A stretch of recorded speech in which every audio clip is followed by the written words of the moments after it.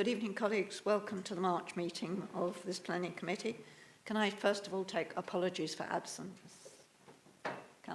Councillor Golvin. Councillor Fern. Thank you. Councillor Sands. Councillor Cronin. Thank you. The meeting of the 8th of February, you have the minutes here. May I sign those as a correct record?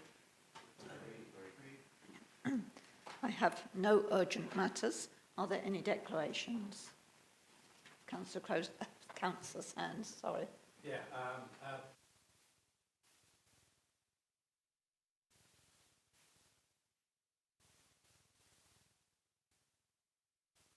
Abbots. I will speak as a ward member for item 13.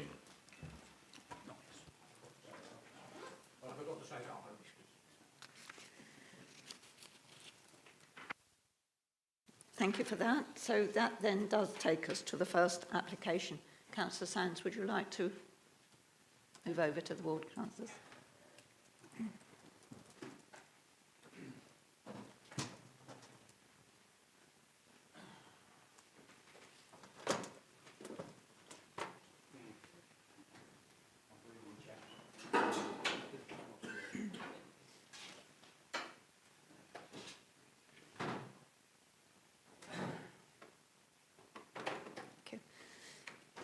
Members will recall that Chris Hawkins, who's with us this evening, introduced this item for us back in November. He's back here this evening to give us an update on the highway issue. So would you like to do that? Thank you, Chair, and good evening, members. This report is brought before you this evening to discuss and to debate the heads of terms that have been secured for the Medway 1 development at the former Kingsnorth power station. As you will recall, at the meeting in November, it was agreed that the applications should be approved, subject to these heads of terms being brought back before you, as I say, for your discussion. The committee papers in front of you set out what this mitigation should or could be. Because of the, shall we say, the level of uncertainty within the peninsula and the future development on it, what we've had to do within the report is set out the different options that will be available dependent on what happens within the peninsula. And that's categorised as in three ways. The first being that effectively the development will, as I say, wash its own face. So it will be the only development on the peninsula. And the mitigation that will deliver is as set out within the plan. So highway improvements to two of the junctions there, one on the main Who Road and the Four Elms roundabout. In reality, I think this is the least likely scenario to occur, but nevertheless, we do have to ensure that that eventuality is addressed and that mitigation can take place. The second scenario is, as we've put it, no HIF bid, but other development taking place on the peninsula. So other housing development, other employment opportunities that may come forward. Because that additional development will also require highway mitigation to take place, which may differ from that shown within the plans. We have secured a financial contribution to be made to the local authority of in excess of £3 million, which will effectively go into a pot for the council to then identify a scheme in collaboration with the other developers to spend that money on appropriate mitigation. The third scenario is if the HIF bid does occur and the planning permission is in place and there is that a significant level of growth, because that HIF bid didn't include the modelling for the Kingsnorth power station site, we have secured up to £3 million in funding, and again it will be the same amount of money, up to the same amount of money, should it be required to do additional works beyond that has been secured by the HIF scheme itself. So they're the three scenarios. What that gives is the council flexibility in terms of moving forward, and it gives the council the ability to respond to what I would say is a relatively fluid policy landscape or application situation on the peninsula, and also ensuring that it gets the mitigation that it's due and that can address the harm that any development here would cause. The other part of the Section 106 is a framework travel plan, and again that was something that a number of members picked up on last time. The framework travel plan intends to provide a shuttle bus service in the first instance to and from the site, and that will run to Rochester Station. It sets out in the report that will run in peak times in the morning and peak times in the evening as well.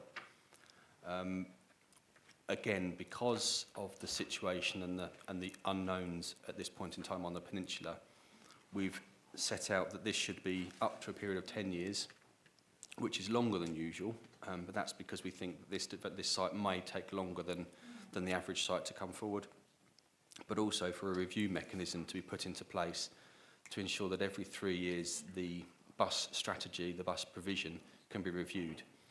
The reason we've done that is should, for example, the Hoo Peninsula development come forward and improve bus services already be running down to the peninsula, the council can then, instead of having the shuttle bus, they could request financial contributions to be made to that bus service provided by whoever that may be.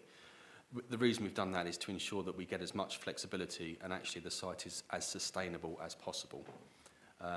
So like I say, that review mechanism is there.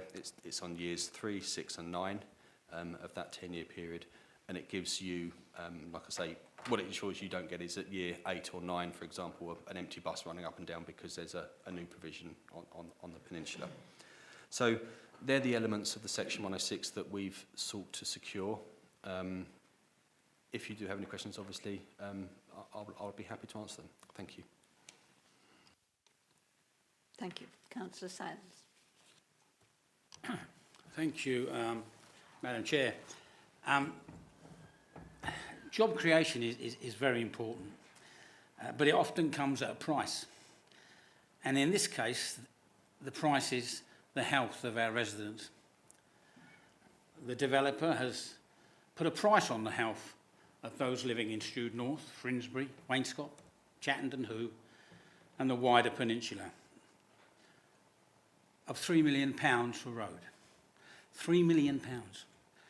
To put that into perspective, that's not even half of the extra building costs of splashes. Worsening air quality and the health of our residents, of our children, should not be bought for £3 million.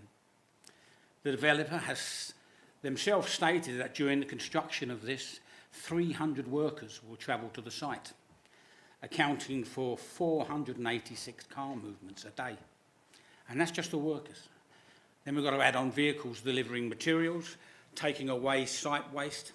So nearly 520 vehicles movements right the way through the air quality management area at Four Elms.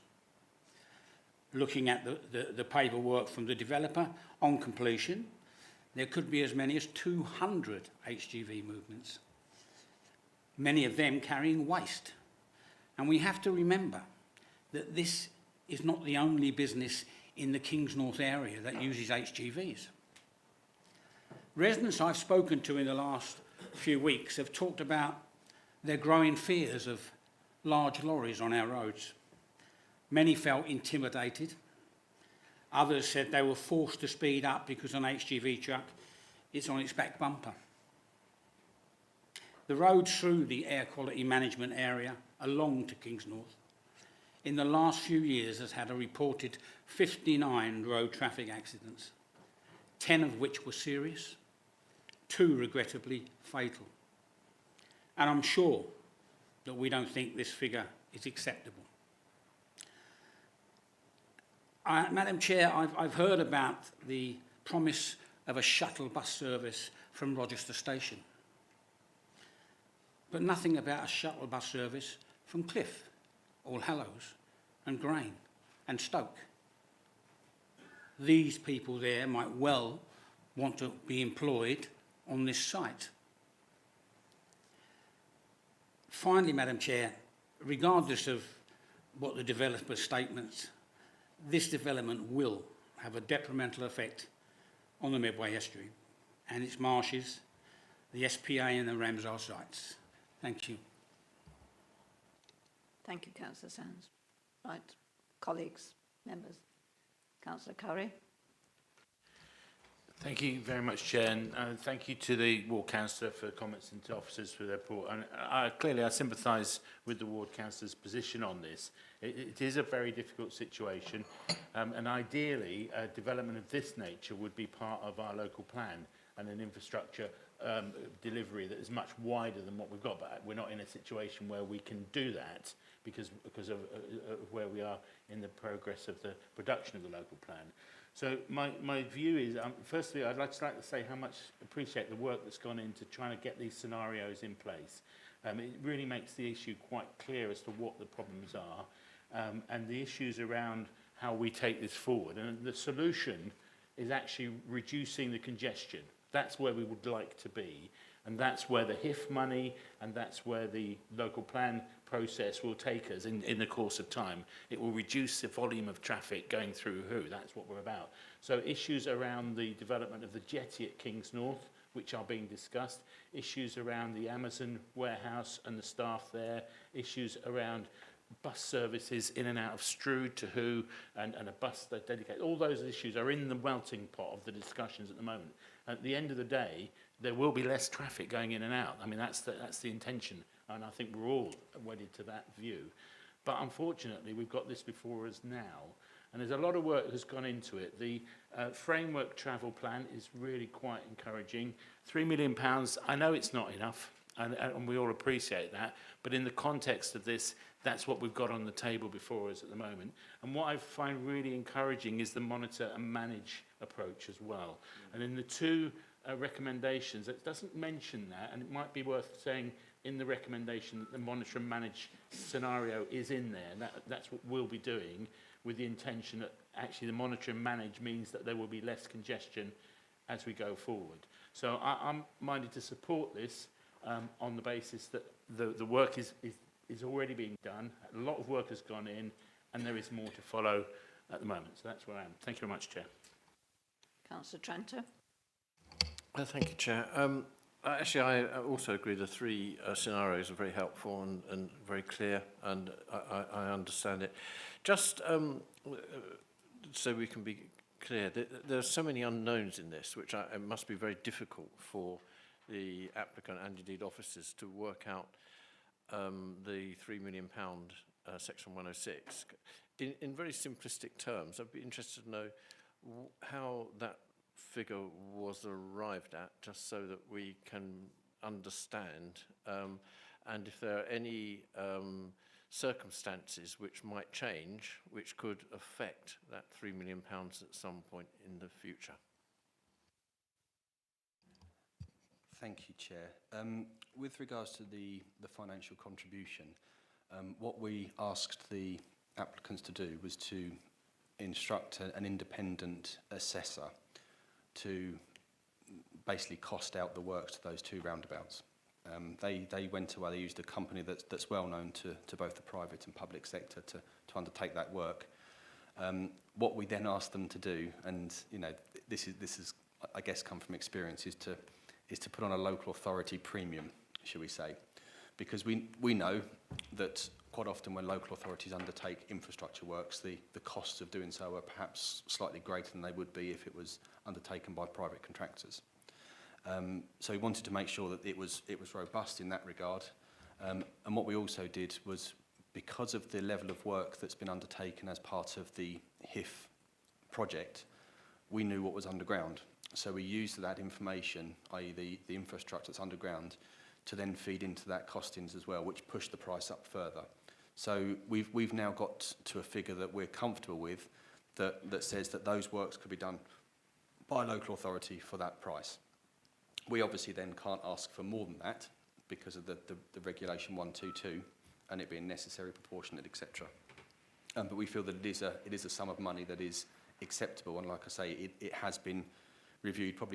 It's probably gone through three sieves of review before it's come to you this evening. Thank you. Councillor Tranter, did you want to come back? No. Councillor Galvin. Thank you, Madam Chair, and I'd like to thank the officers for the good work that's been done with this. This is very welcome. It's a small contribution towards the necessary infrastructure that's necessary, but might be small, but it's going to be significant. This has been an industrial site for the whole of my lifetime, and knowing a little bit of the history, long before that, it's provided. It's been in employment land. It's provided employment for Medway people and indeed the residents of the peninsula for a long, long time. And it's good to see it now being redeveloped to provide the jobs for the future. And I think the Uniper scheme overall is going to be a real benefit for Medway. And yes, there will be traffic from it. We're going to get traffic from anything that happens. I think we've got to accept that's going to happen, but what we've got to try and make sure, as was happening with this 106 arrangement this evening, that is mitigated as best we can. But overall, I think this is a fantastic development for Medway. It's going to provide the jobs that we need in the future, and it's the right place for it, because this has been a place of employment for a very, very long time. Thank you.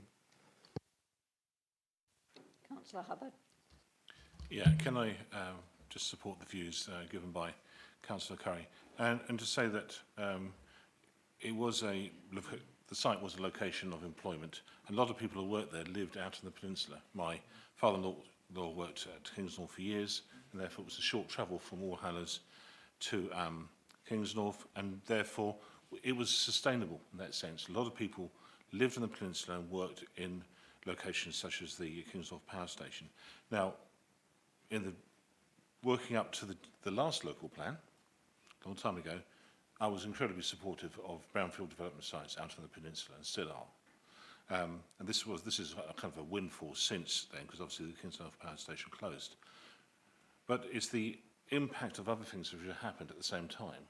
So sustainability is excellent, but we've now got the potential of other things like the traditional housing on the peninsula. We've got the Lower Thames Crossing. We've got potential of creation of sticking housing right hard against Strood. And all these are additional impacts. So if you're able to strip that away and go back to what we had originally, this is more than reasonable. But it's the fact that it's the add-ons, add-on. So the HIF, it's like feeding of the 5,000, I think. The HIF fund seems to be split all over the place. We'll have some for Sandsborough roundabout, so you can better serve the school that's been built. So there's a lot of hinging on HIF, but we need to make sure we've got plenty more monies coming in. So I'm not happy, but I will go with the recommendation. Councillor Hackwell. Thank you, Madam Chair. I think that when we had the presentation before and we talked about up to 2,000 jobs, it's very important that we get 2,000 jobs for people in Medway. It's a good scheme. I hear Councillor Sands talking about emissions and air quality. Well, it's only 7 years before we won't even be able to buy an ICE vehicle. So, we don't know what air quality is going to be like in 10 years' time. Just because it's like it is at the moment, it could be completely different in 10 years' time. So I think it's very important, and I thank the officers for the work they've done for the 3 scenarios, and I should imagine that most developments that we're going to come up and will be slightly unknown, because we don't know how the HIF's going, we don't know how many houses are going to be built, etc., etc. But I'm totally supportive of this application. So thank you. It's just a very quick point, thank you, Chair. It's with regards to the point that Councillor Curry made with regards to the monitor and manage. That's actually a condition that's been suggested, so it doesn't need to go into the recommendation, as it were, and the wording of that condition has been agreed with National Highways. Thank you. Councillor Buckwell. Thank you, Madam Chairman. I agree with all colleagues who have spoken thus far, who are members of the committee this evening. As Councillor Goldwyn said, and other councillors have made the point, this has been an industrial employment site for decades. I remember when Councillor Hubbard's father-in-law, former Rochester councillor Morad, worked at Kingsnorth for a long time. It was a major employment site for the Hoo Peninsula. And for us to turn down the opportunity to reinstate a major employment site, I think would be very foolish. I understand the points Councillor Sands has made, but this is a critical employment site. It was in the past, and again, as Councillor Hubbard said, many who worked there, and we all knew them if we lived on the peninsula. They lived on the peninsula, most of them, and that may happen again. It may not, but it may happen again. But the point is, this is a critical opportunity to provide employment at a time always when our town needs to have those opportunities. So for those reasons, and I thank Chris for his evaluation and for the report, but I feel strongly that we should support this application. Thank you.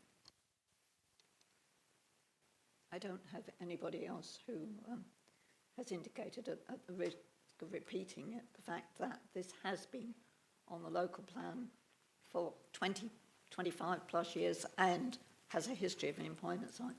I would say that not only was this an employment site, but you also had a refinery out on the Isle of Grain, and they were local employers for local people. So hopefully that is going to be the future here. We are equally bound to identify land for employment as we are to identify land for housing. So what I would say is, if this site doesn't go forward, then you've got to find this land somewhere else. But we have a site that we have been promoting for some considerable period of time. And I think the information we've had this evening actually does support the decision that we made in November. Councillor Buckland. Thank you again, Madam Chairman. Colleagues, I move approval subject to recommendation A as set out. We need slightly to alter the wording on B because it doesn't quite make sense starting with the words together with. So A, I propose as written.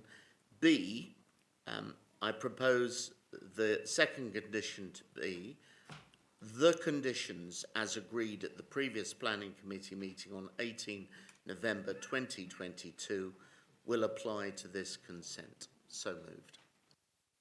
Is that seconded? Thank you. Those in favour?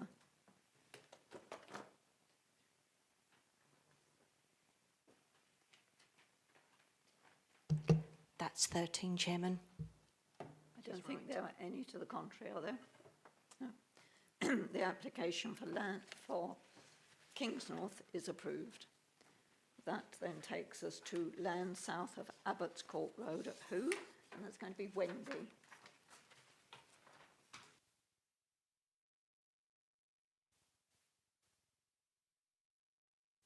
Thank you, Madam Chairman. Sorry, my screen's just locked.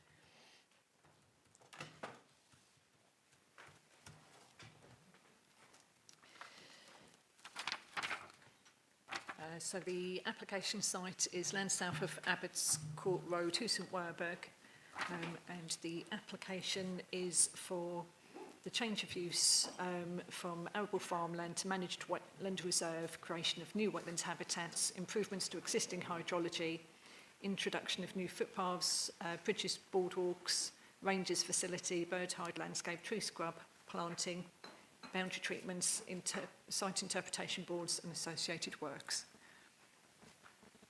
I direct members' attention to the supplementary agenda. There's a couple of additional representations. The first being from the Lower Medway Internal Drainage Board. They've got no comments other than wishing to be involved in discussions on surface water management details. And the Environment Agency in the agenda report had said they wish to have a condition, but they've actually changed and provided an alternative response, and effectively what they had asked for as a condition they've now asked for as an informative instead, is the summary really of that. So this is the application site. It's close to Werburgh. We have the Who Community Park that came before committee a year or so ago, is in this area here. Buttercock Wharf, and then the River Medway is here. In addition to the main outline that you see, we've also got 3 small dot areas that also form part of the application site. In an aerial view, it can be seen the site is arable farmland currently, and the agricultural land classification shows this as partly grade 1 and partly grade 4 agricultural land. It is within flood zone 3, and it's also at high risk of surface water flooding. Currently there is a river wall in the yellow, and this is maintained by the Environment Agency, but I have advised in 20 years' time they'll be stopping maintenance of that river defence, and they'll be realigning the management to this area here, and so gradually that river defence will degrade. And looking at the site in relation to footpaths, the yellow you'll see here is the Saxon Shore Way. We have various red dashed lines that are adopted public right-of-ways, and various other informal paths across this field as well with the blue dashed line.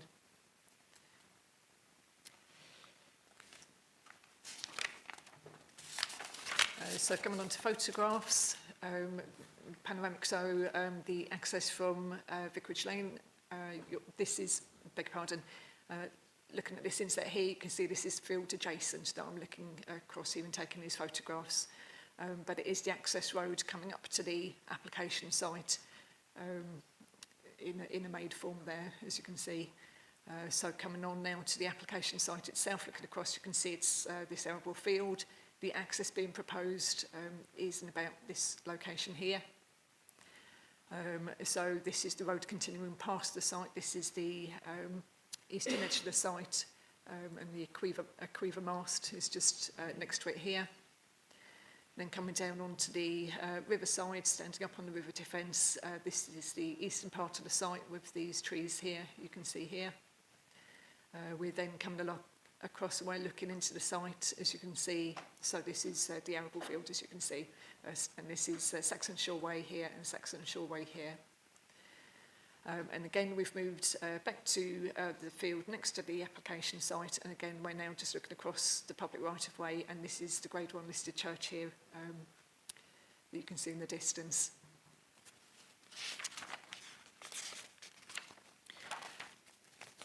The 3 dotted parts of the application site are referencing the locations for heritage interpretation boards adjacent to listed buildings. So we've got 3 grade 2 listed buildings. These are pillboxes and some anti-tank blocks, and this line here is the Who Stop line that you can see the approximate path. So these are just the various listed features, and then we have the heritage boards that are being proposed adjacent to those listed features. Coming on to the ecological importance of the site, we have in various colours here national and international ecologically important sites. So SSSI, Ramsar, Special Protection Area for various ecology, mainly wintering birds, flora, fauna. There's a very small area of the SSSI within the site. So clearly this is an adjacent, very close adjacent, and clearly slightly overlapping. So this area generally has got a high ecological importance. Coming to policies, sorry, we'll go on one actually. So looking at the proposed layout of the development, one thing I haven't touched on already is that the creation of the wetland habitat relies on a diversion of the Who stream, which is up this part here in the application red line. And the exit back to the outflow back to the Who stream is in this part of the site. And what is to be created by a series of excavations and mounding is the wetland habitat, which will some will be more standing permanently, and some will be clearly rising and falling with the land drainage feeding into it. There's also to be a network of paths to manage people's visits to the site. So visits will be allowed, and clearly what the idea is to keep people away from the more ecologically sensitive areas, which is clearly the close part to the Ramsar, Triple SI and so forth. So this is going to be managed by boardwalks and bridges. We also have at the top of the site here, fairly close inside the access point, is to be a rangers facility for rangers and volunteers, and that's for all of the projects, open space projects and ecological projects being brought forward as part of the strategic ecological management schemes for the HIF bid. So you can see that there's these various features, there's various planting, all appropriate for the intention and the ecological enhancement and creation on this site. In terms of some of the balances, I'll go back on. In terms of some of the balances, clearly we do have a loss of agricultural land. We do have the diversion. We do have, this has been an area that's subject to land drainage issues. Policy and procedure would support the creation of ecological habitat, and as such, the principle of the development is in accordance with that policy and guidance, and is felt to outweigh any loss of the agricultural grade 1 land there in the area.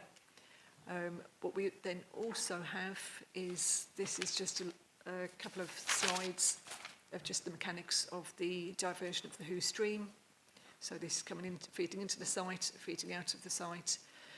The ranger station is being proposed as a fairly temporary building in respect to its being, its form is shipping containers that are then clad.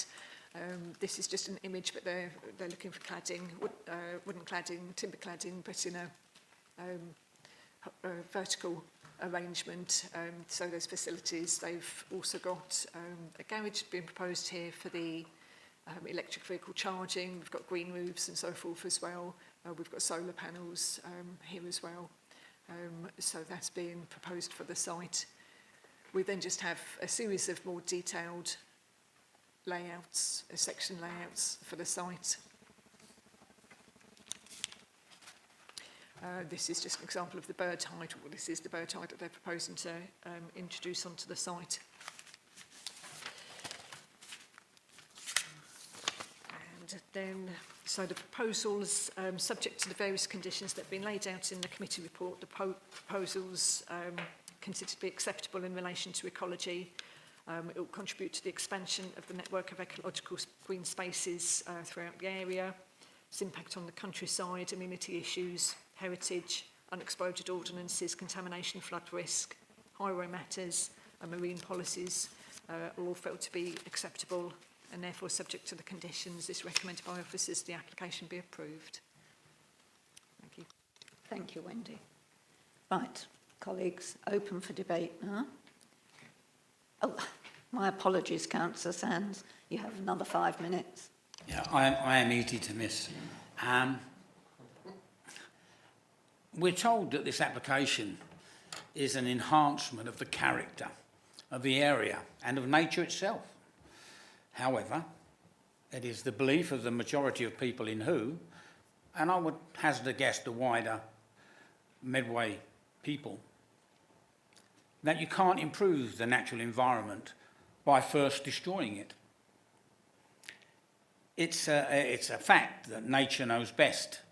With nature, there is no rush and there's no confusion. This application is both rushed and confused. it talks about an increase of visitors of 70%. And at the same time, talks about more people given access to sensitive areas will equal long-term adverse effect. There is no parking on this site, which will undoubtedly lead to more parking on Vicarage Lane, a busy road, to an industrial area and a large park home site. And the idea that one small car park will be enough for 2 parklands is absurd. And for disabled residents and those with young children, the walk from that car park to this proposal will be quite problematic. There's no cycle parking proposed, and once again, there is no consideration for horse riders who at present can ride this area. We've heard talk about diverting and using the Hoo Brook. There are no details of how much water and how the flow of this water will be managed. I also see no consideration made that the brook water is predominantly road and field runoff. Road runoff, often contaminated by petrol, diesel, road salt, and chemicals from the farmland. And in the last few summers, this brook has run dry. Questions I have is this part of the mitigation for 10,000 plus houses on Hoo? Once again, the information is quite contradictory. I believe that the Hoo Development Framework document preempts the yet to be brought forward Medway Local Plan. The habitat regulation appraisal listed in the documents concludes that the proposal associated with so-called habitat improvement on the Hoo Peninsula site has the potential to have a likely significant effect on the Medway estuary and the marsh area due to the potential disturbance of qualifying species. There seems to be no habitat regulation appraisal, and I would ask the committee that until we've had sight of this important document, this application should be put on hold. I believe that paragraph 174B of the MPPF has stated that planning decisions should recognise the intrinsic character and the beauty of the countryside and the wider benefits of the ecosystems, including the economic benefits of versatile agricultural land, and should be considered as an objection. The Campaign for Rural England, their report states that since 2010, we've lost 14,500 hectares of agricultural land. And this is predominantly lost to development. This would equivalent to 250,000 tonnes of vegetables. And this constant plundering of our agricultural land is not only bad for the country, but for who? It's taken away our agricultural heritage. Thank you. Thank you, Councillor Sands. Right. Councillor Curry, Councillor Potter, Councillor Curry. Thank you very much, Chair. Thank you to Councillor Sands and to the officer's report as well. I'm afraid I'm contradicting you again here, Ron, because I think this is a very exciting project.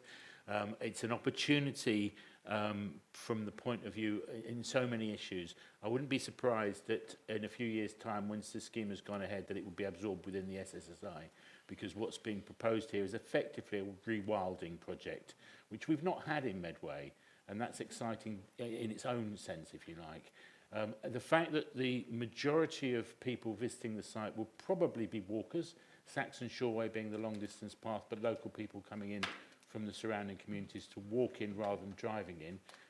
So I'm not overly concerned about the lack of parking here. And I think also in terms of its ongoing management, the current design as it's laid out is really good and really detailed, and obviously a huge amount of work has gone in to producing it. And then over time, it will be managed as the conditions change. So if it starts to dry out, then management will be introduced, and it will be done in consultation not just with our own sort of expertise here in Medway, but also with the Natural England as well, with the SSSI adjacent. So I think I'm very confident that this will be a successful project.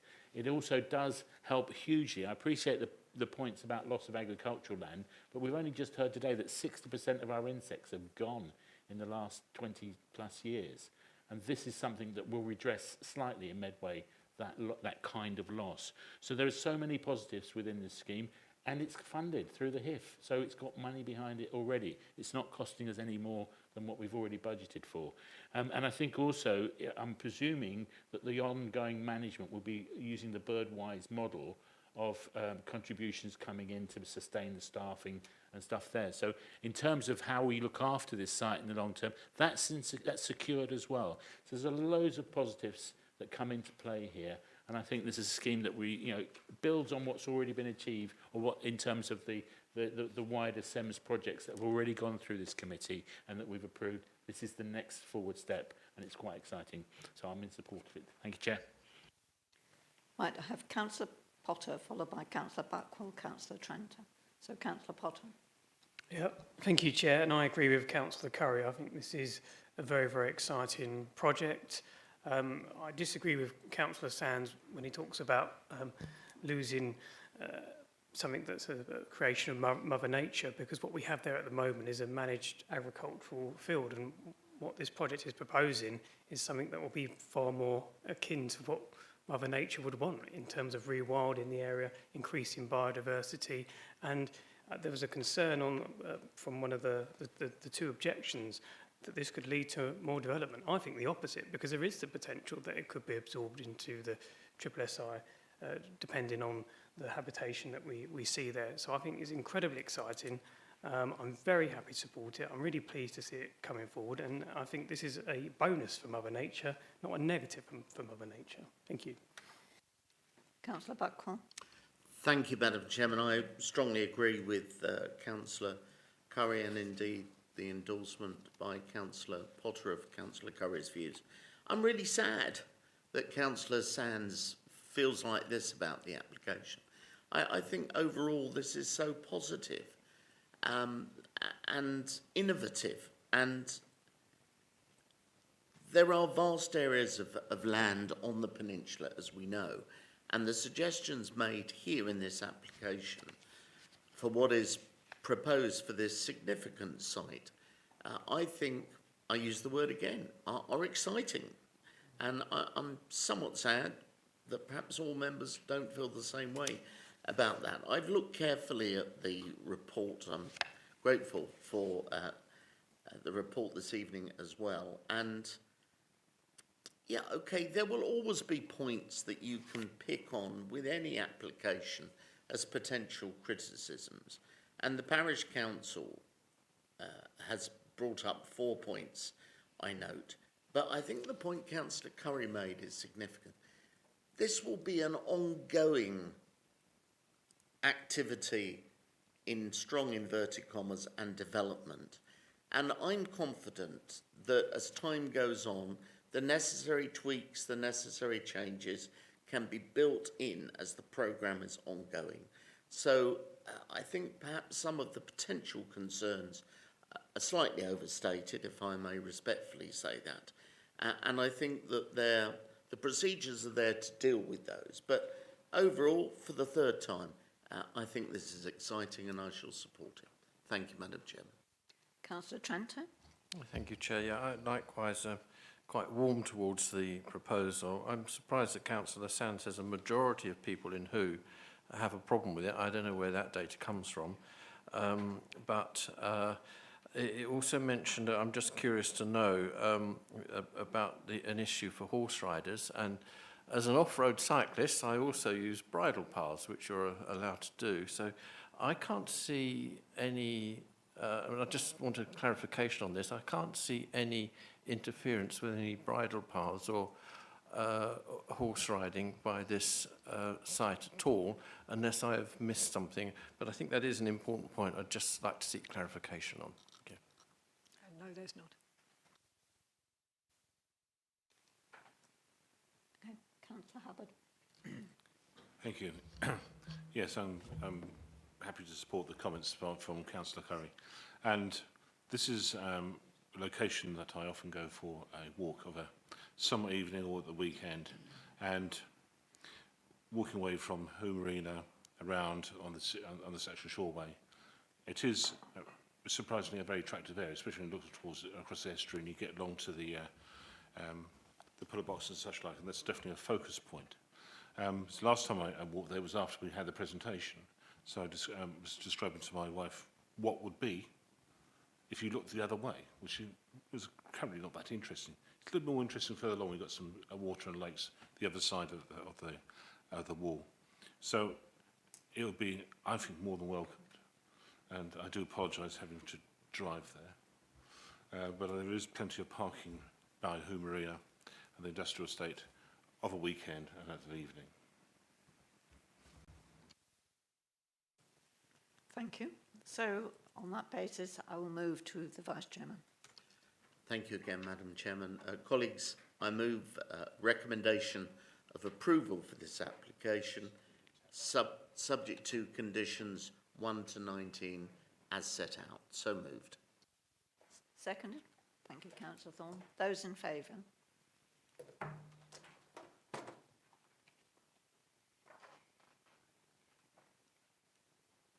That's 13, Chairman. Thank you. The land south of Abbots Court Road, who is approved? Would you like to come back, Councillor Sands?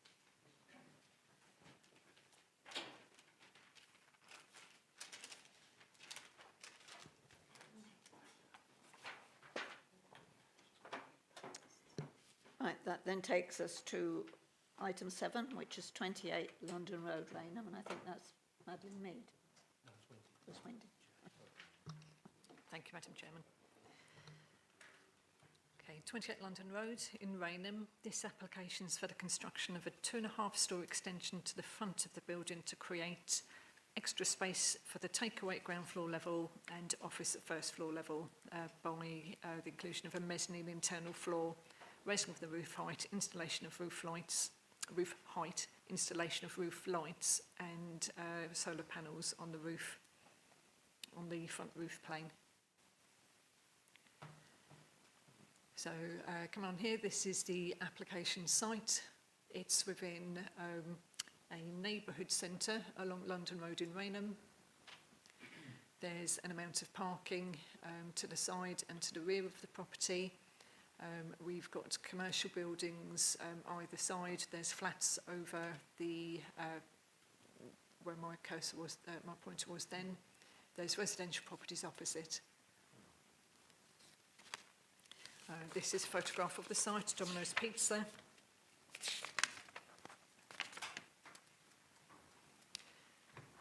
The extension, you can see here, internally it measures 2.5 metres and it's the full width of the property. It's set back about a foot behind the front elevation of number 26. Here you can see this is the extension. We've got at first floor level there's a void over and coming up to the mezzanine where there's more office space with a few facilities there.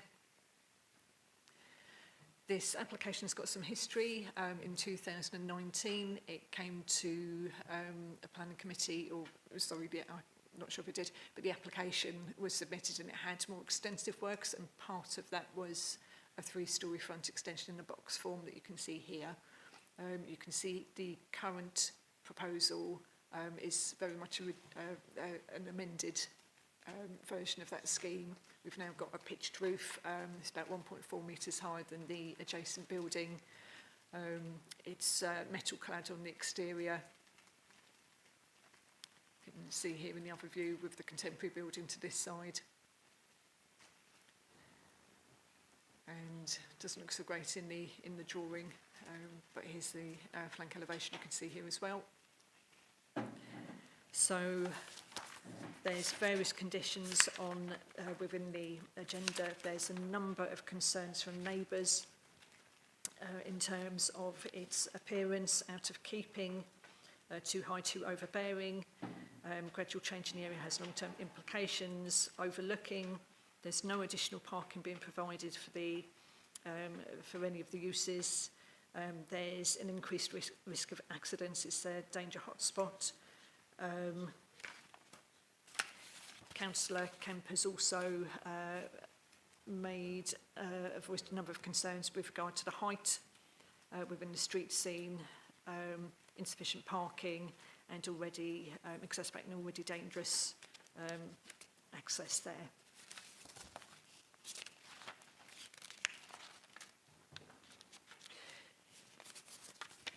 In terms of the considerations, it's felt that on balance the revised scheme that's now here is a great improvement on what came before committee or came into the council previously.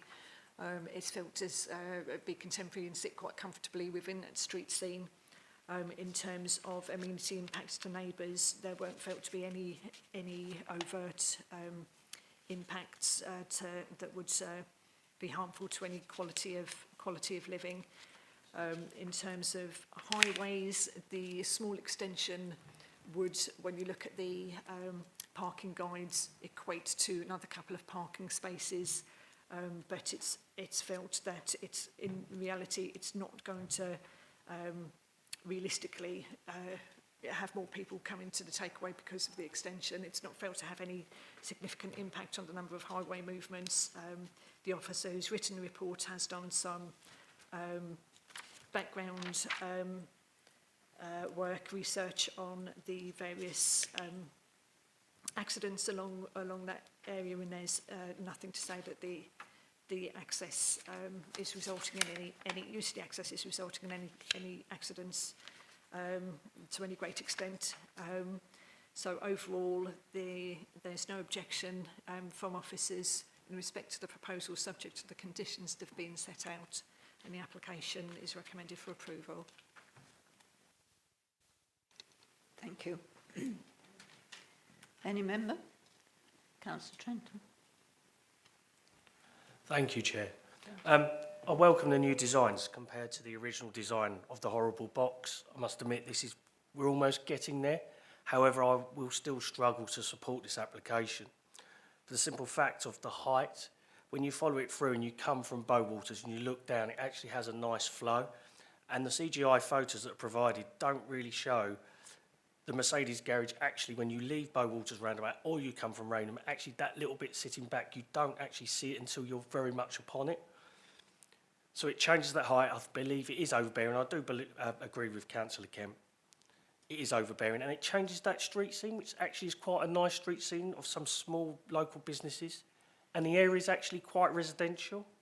Tesco's is opposite, but it is behind a grass bank, behind trees. So the area does have a more residential feel than I think the presentation provides.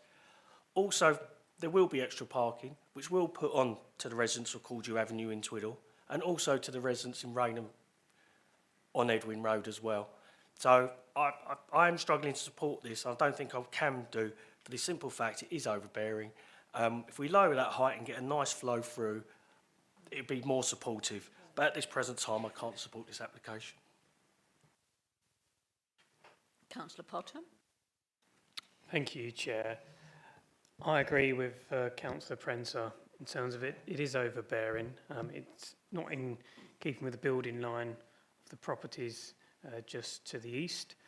I don't see why it needs to jut out as it does. I think there's options to use the curtilage of the site to avoid that in terms of how they extend the existing property.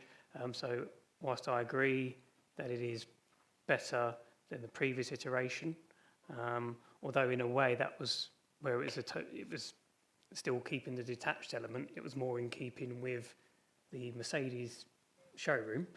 I think they're both flawed, albeit this one is a slight improvement, but not enough for me to support it. I do feel it's out of character and will be overbearing on the neighbouring property to the east. In terms of the highways concerns, it is a bit of a mess there in terms of the access. I find it dangerous myself. I quite frequently go to that fish and chip shop just the other side of the Mercedes garage, and quite often their parking's full up, and you end up with cars all strewn along that wide bit of pavement along there, and it's just a bit chaotic and can be quite dangerous with cars and pedestrians all mixing in that space, and then of course trying to enter and exit off the A2, which is 40 miles an hour at that point. So what I would say is, if colleagues are minded to approve this tonight, I will not be supporting it.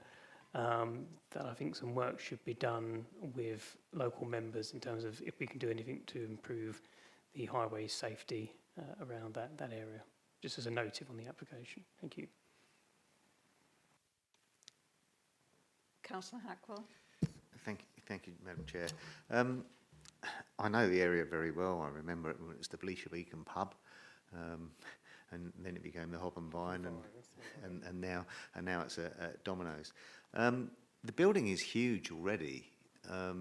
It goes back a long way, and the Domino's is primarily, as has been stated, it's a takeaway version. So there seems to be a lot of cars, you know, with the Deliveroos and Uber Eats and things like that. It is a busy road, and that junction is very difficult for vehicles to get out of if they're coming from Watling Tyres or even from parking there. I think bringing the building even further forward to actually will restrict the vision of people that will be able to look down the road. So I don't think it's a very clever design to bring it even further forward. I do tend to think from the CGI that the roofline is slightly high as well. So from my point of view, as I said, it's better than the box that was there before, but I don't think it's quite right yet. Thank you.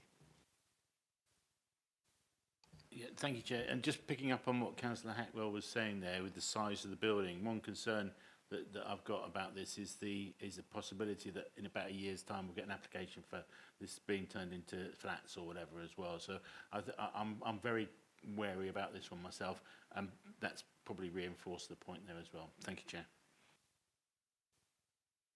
I don't have anybody else who has indicated, so I'll move to the Vice Chairman. Thank you, Madam Chairman.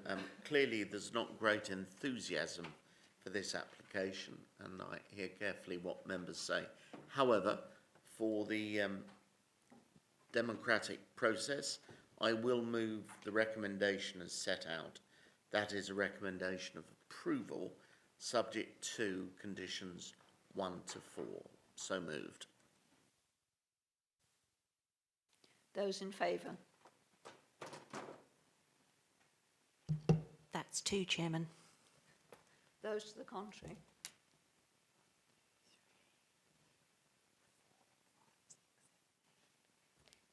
That's 10, Chairman. Thank you. I need somebody to move a... Chairman, if it would be helpful in terms of the debate over a refusal reason, if it would be helpful, Chairman. I understand the planning reasons for refusal here in terms of character, overbearing and so on, but I'm not sure whether it would be helpful in terms of the highway concerns, whether it would be useful for members to hear from Melvin on the highway side. Thank you, Chair. In terms of the highways, the access actually provides clear views onto London Road.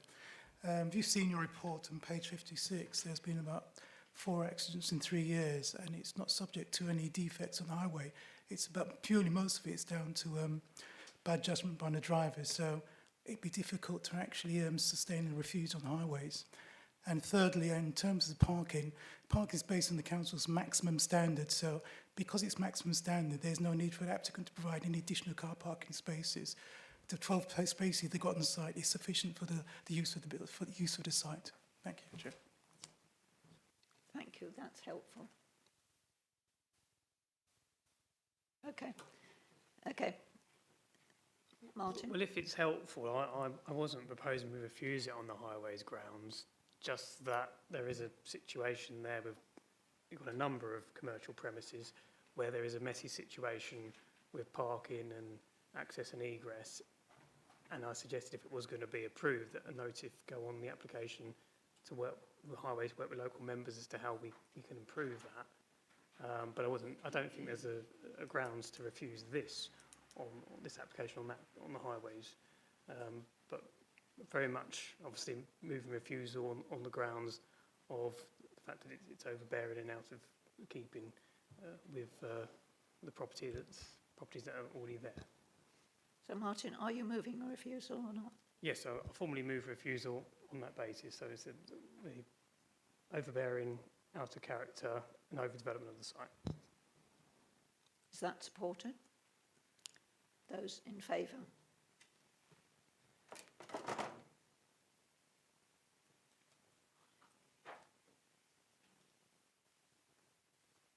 That's 13, Chairman.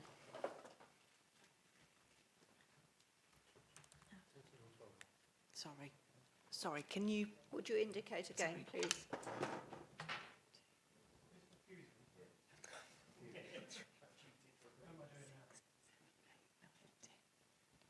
12, Chairman. Those to the contrary?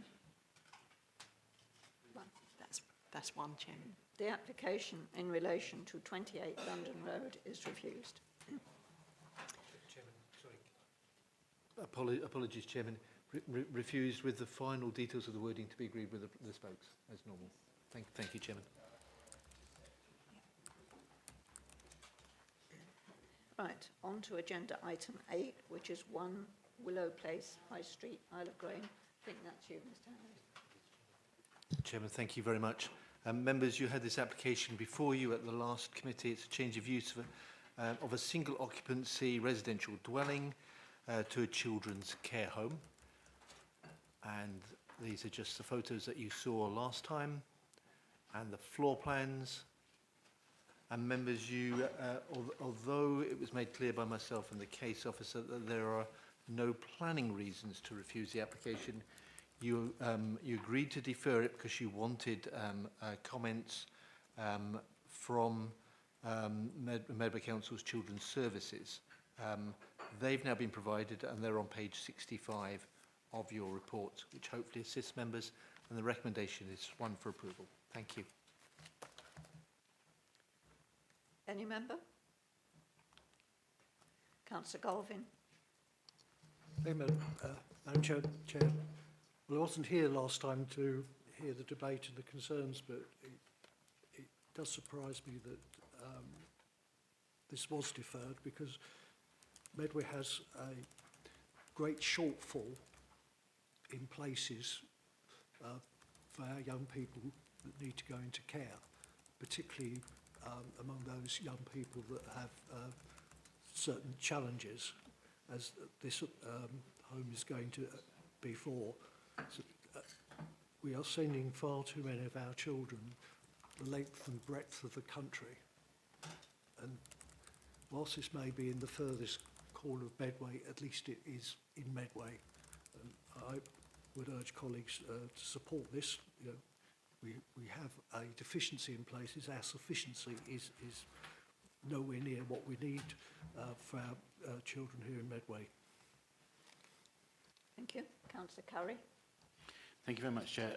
Just to pick up on what Councillor Going, obviously he wasn't at the previous meeting, and I'm happy to support this application tonight, and I feel much more comfortable now because as a result of the very, very productive debate we had at the last meeting, we have now, I feel, done our due diligence on this as corporate parents, and I think that was key to why we had that discussion and why we deferred it.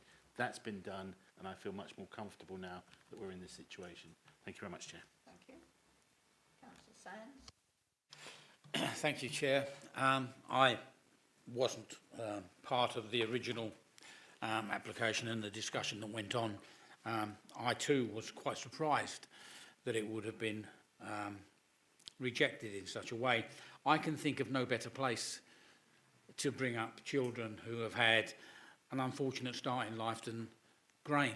It's a wonderful area, and I personally think it's probably one of the best places for a home of this sort. Thank you. That's a very encouraging statement, Councillor. I don't have anybody else who has indicated, so I'll move to the Vice Chairman. Thank you, Madam Chairman. I move recommendation be that of approval subject to conditions 1 to 4 as set out. So moved. That's seconded. Thank you. Those in favour?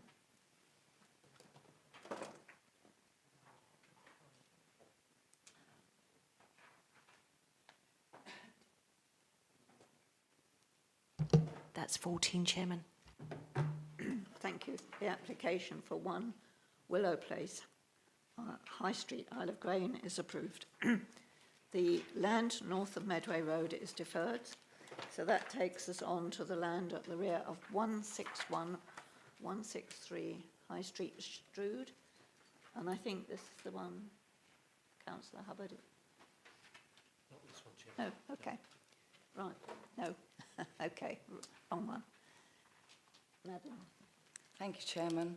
Yes, so this application is for the rear of 161 to 163 High Street, Strood, and it's a full application for the construction of a 3-storey block comprising 6 one-bedroom flats with associated bin and cycle storage. So this is the application site here. It's within the urban area of Strood. It has a private right-of-way that runs from the high street to the back of these properties and this piece of land. And this piece of land and the property also has a deed of grant of right-of-way over the car park to the rear, which is Temple Street car park, which is just here. So in principle, residential development in this mixed-use area would be considered acceptable. Site location, just showing the site here, and this is the Temple Street car park. This is 161 to 163 High Street, and this is the area land to the rear that's proposed to be built on. And just showing the site again, this is taken from the car park. The site's here, the neighbouring property, and again the neighbouring property, and this is part of the car sales on the corner. Proposed block plan, this shows its detached building to the rear of the existing properties in the High Street. The site has previous permissions on it, so this was one that was put in 2018, which was for a 3-storey block comprising 6 flats. The planning permission for this one's lapsed now. Then in 2021, there was another application received. This was an application for, this part here was for a store for the existing commercial use in the High Street, and it was for a 3-storey block containing 3 flats, and that permission is still valid, so they can still implement it. So these are the elevations of the proposed flats. So this would front onto the Temple Street car park, and this would face to the rear to what is 161, 163 High Street, Strood. Side elevations, just showing the balconies, which are going on to the Temple Street car park elevation. And this is the proposed floor layout. I've put this one on as well because this is the one that was approved in 2018, so the floor layout isn't particularly any different. It just really shows the addition of balconies to each flat. So in summary, I mean, there's no parking proposed for these flats, but it is in a sustainable location. The flats would meet the requirements of the space standards in terms of floor area. Each flat would be provided with adequate private amenity space. The Sands bird mitigation contribution's been paid, and the application is therefore recommended for approval, subject to conditions as set out. Thank you. Thank you. I have Councillor Buckwell and Councillor Hubbard. Thank you, Madam Chairman. I thank Madeleine for her presentation. As much as I dislike this application, which I do, I fear that our hands are tightly bound. I know the site very well. I ran a solicitor's office at 167 High Street in the 80s and 90s, so used that passageway many times to come through to Temple Street car park. However, I fear, unless officers can say otherwise, that since the approval in 2018, which was also for 6 flats, we are simply in planning law terms not able to reject this application now. I was troubled about the right of way into the car park, but Madeline's made clear that the applicants or that site has the benefit of a right-of-way pedestrian, of course, into the car park as well. So, as unhappy as I will be on what I fear will be the outcome this evening, I don't think we have grounds to oppose this development. And although if there were a choice, I would prefer that this development is not approved. But I think as said, I think our hands are tied because of the decision made in 2018, Madam Chairman. Thank you. Councillor Hubbard. Yeah, thank you. One of the problems we have with our weekly list usually arrives sometime after the applicants or the nearby residents, or in the sense the owners of the shops, received notice of the application. And the owner of the mortgage shop, who's actually a constituent as well, lives in Broomhill Road, she's been corresponding with me for some time about issues regarding misuse of the car park. That's actually well, planning enforcement couldn't do it because it was actually council owned, and it was parking enforcement not wanting to take action. And there's a couple of spaces there in the car park which actually are free because they're there to support the hub, that is the library hub, whatever. And I had a bit of a confusing conversation on email because I thought she was talking about misuse of the car park. Now she was talking about the fact that the access, pedestrian access, but then it brought me to the view that Temple Street car park has been subject to sale by this council for an awful long time. In fact, the council sold it, more or less, and the chair will remember that we gave permission to Tesco's twice to extend their store, because they've had land assembly in that area for some time. And the new store was going to be facing McDonald's, it was going to be elevated and a car park underneath, and they were going to buy Temple Street car park and give us an opportunity to have a free library, free community hub, and also actually parking free or at a reduced rate for people to replace that Temple Street car park.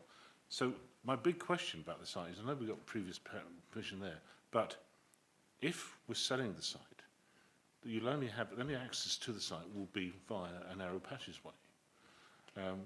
Do we have any information regarding the sale of the site? And then you will end up with a landlocked backfield development, essentially, backland development, but having already been built. So it's really a question about the sale of the land.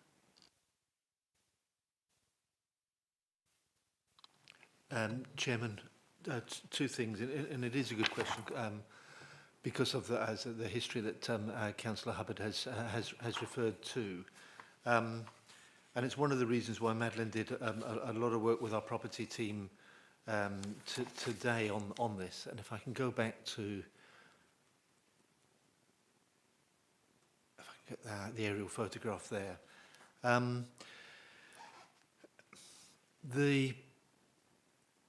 The site has a permission from the council, and Councillor Buckwell's referred to it, whereby the owners of the land outlined in red there and the front of the site has guaranteed grants to them and their successors in title for a right to pass and repass over and along the access. Now, sorry, if I can borrow the mouse, please, Madeline, sorry. And the plan attached to it in terms of rights to pass and repass relates to a path or a route which goes effectively like that. It's round there. So they've got that right to pass and repass along that access with or without domestic vehicles at all times and for all purposes connected with the use of the land for commercial and residential purposes.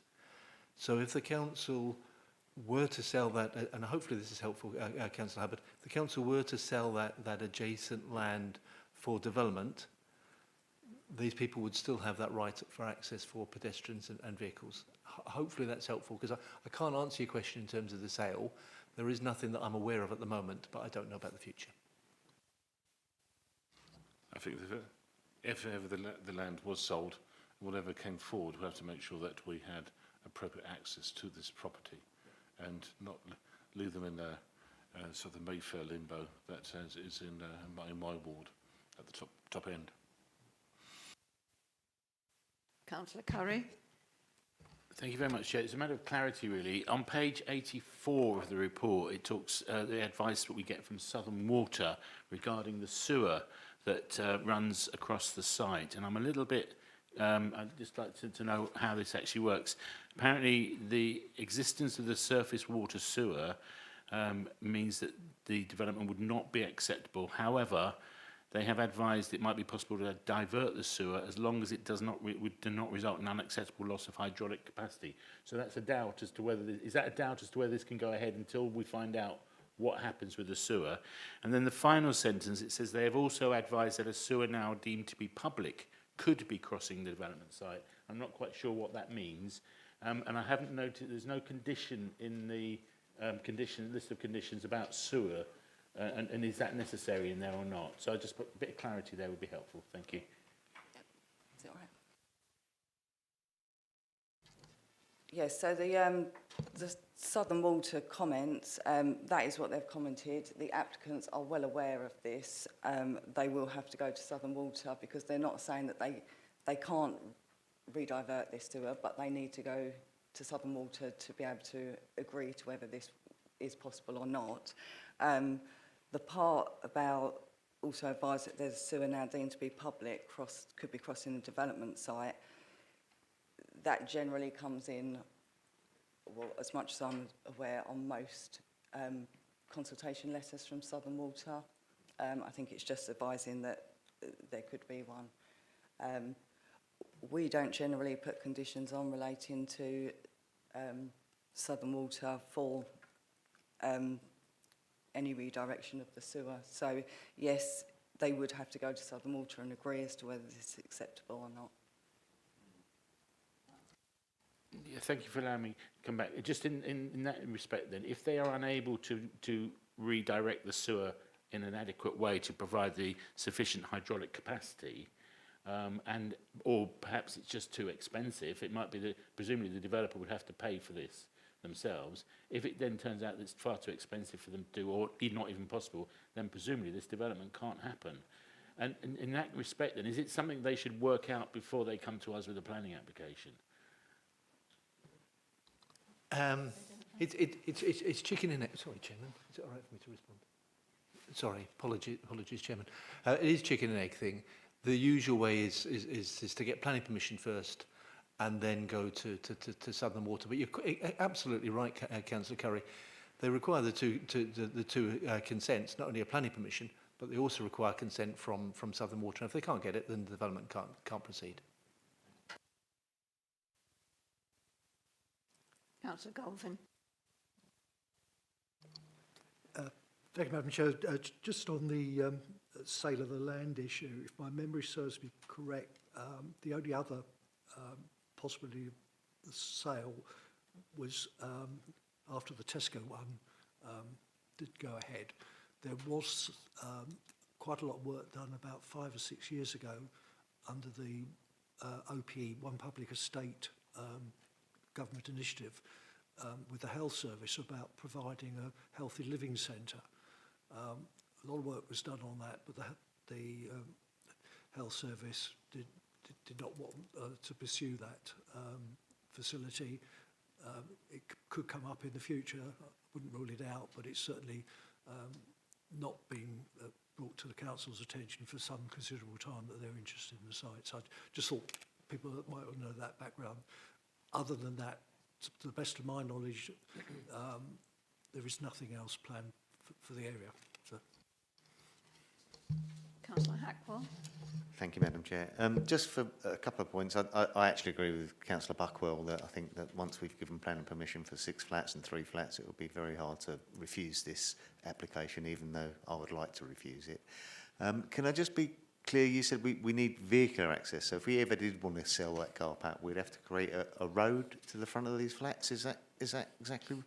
So our hands are tied, so we can't sell the car park for future use, really. Chairman, you can sell the car park. The car park could be sold, but they have a right of access effectively along that route there. And Madeline checked this afternoon, and it's not just for pedestrians; it's for vehicles as well. So any future sale of the of this car park would have to provide for that route. Councillor Thorne. Thank you, Chair. Yeah, just going on what Councillor Hackwell said as well, my concern, I understand that having been proved previously, then you know, there's not a lot we could do. But this road, should the car park be sold, heaven knows if that happens or not, but if that road was built right there to give the residents access, there are no actual car parking spaces for the flats. So my gut feeling would be that that road would then be used as on, if you like, on-street parking, as it were, because that would be the access road. But it will only be, I assume, one car wide. So it could prove a problem for people getting in and out anyway through parking.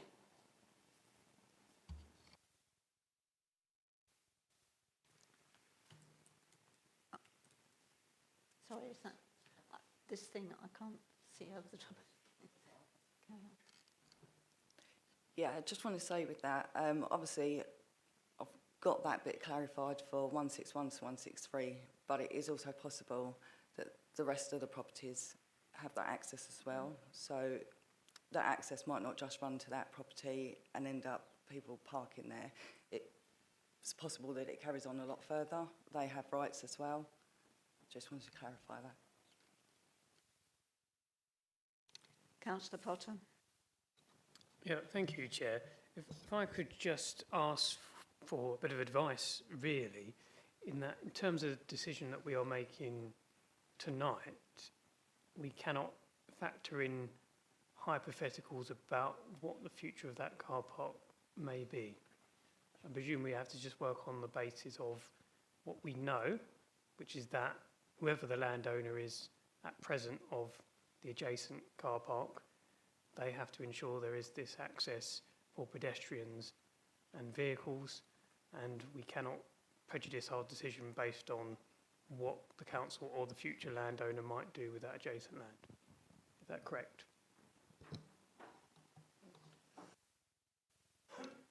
Right, I don't have anybody else who's indicated. I just want to say that there are two issues which guide us, both of which are historic. The right-of-way, which I suspect, and Madeline has touched on it, that at the time that the Tesco issue was going on, that this right-of-way was something which was a moot point and argued over, and that an agreement was, well, there's a document going around somewhere here, that there would always be an access possibly to the rear of those properties that face onto the high street. The other issue is the one that there is in principle already a development on this site. I'm not suggesting that any of us particularly like it, but it does bind the decision that you've made. And as to the future use of the car park, you can't take that into consideration, unfortunately, this evening. On that basis, I'll move to the Vice Chairman. Thank you, Madam Chairman. If you would just permit me to add a comment, that there is next to the site, I think it's number 163, that is in 3 flats. That is sort of now not cut off, but sealed by the land to which this application relates. I can't remember whether we all had rights of way for our premises in that section of the High Street. But in more recent time, it's been gated, that passageway. It's gated, locked both ends. It may be that those with the right-of-way have the access because it's a keypad. They may have the numbers for that, but I think it's certainly complex. Anyway, having said that, thank you for allowing me to comment further. With immense reluctance, I move approval subject to conditions 1 to 20 is set out. So moved.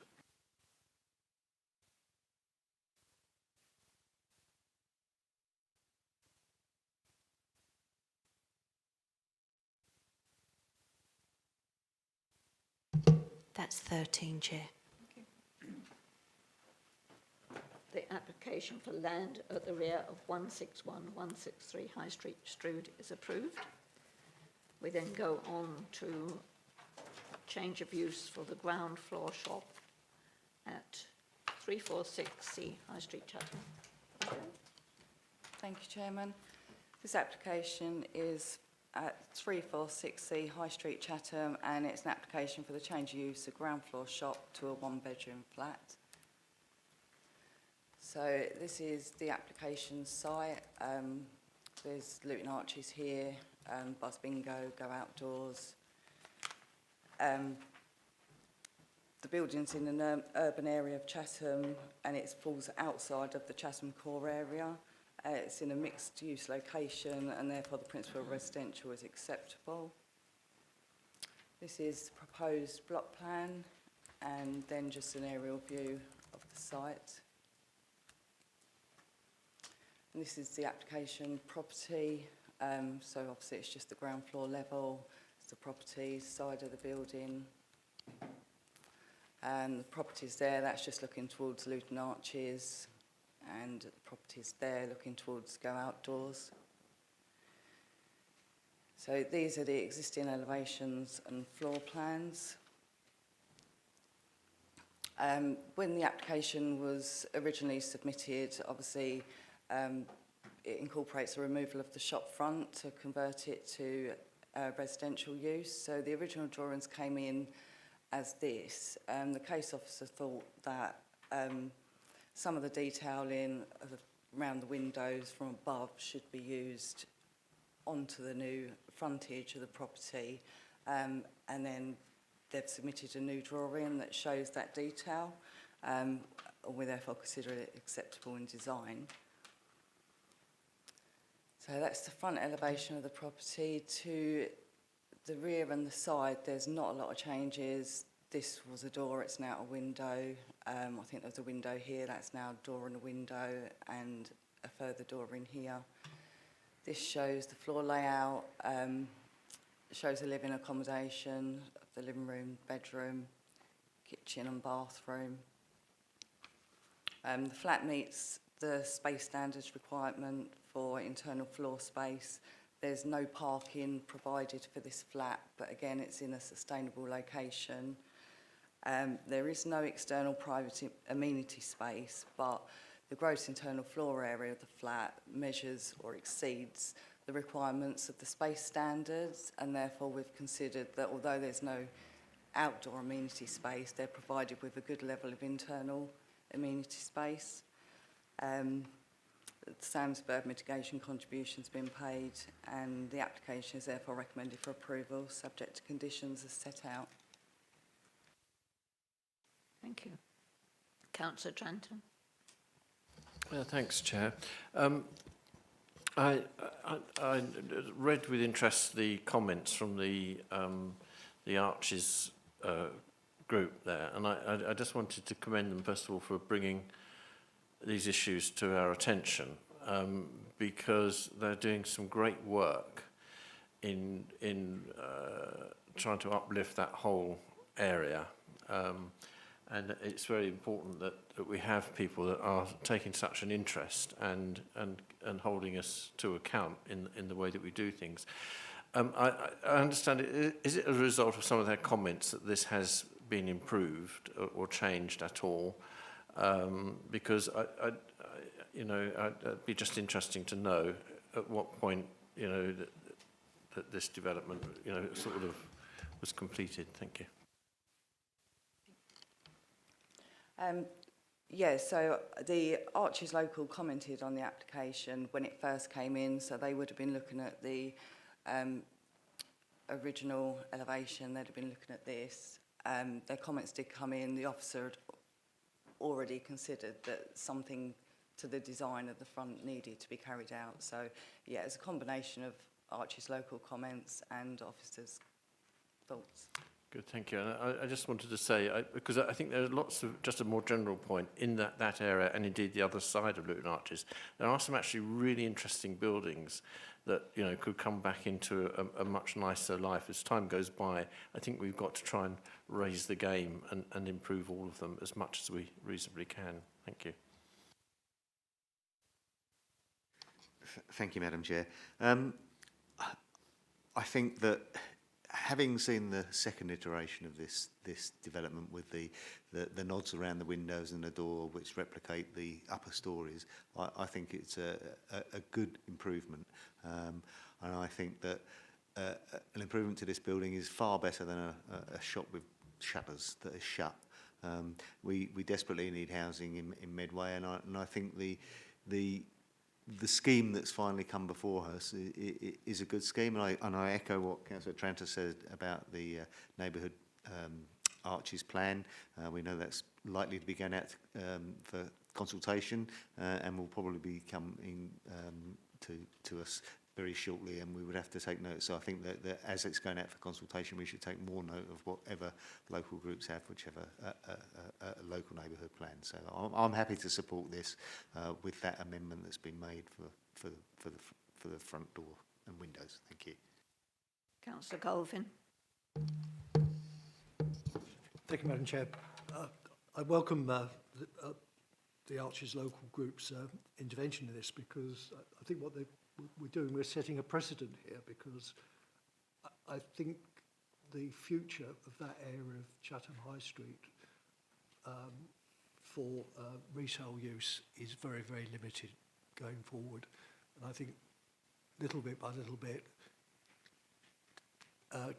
changing that to residential is the best way forward.